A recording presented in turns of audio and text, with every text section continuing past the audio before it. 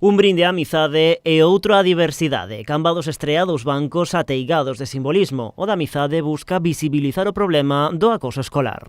É un banco para frear o bullying e o acoso escolar, polo tanto, pensamos que a mellor ubicación era esta Praza da Xuventude, que onte que se pasou a denominar Praza da Xuventude de Dolores del Valle, que foi a persoa que doou esta plaza para a mocidade, para a xuventude cambadesa. Outro banco enche de cor a Praza de Ramón Cabanillas. Serve para dar visibilidade ao colectivo LGTBI. Tamén simboliza que este concello é un concello que está moi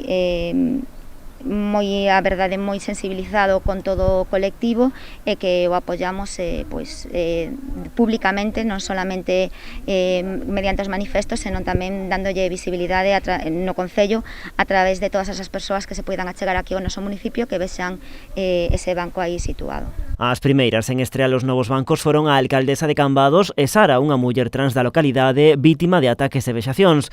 Ela, por certo, continúa coa súa causa. Logo de ser arroupada pola sociedade cambadesa nunha multitudinaria concentración, traballa agora na posta en marcha da súa asociación.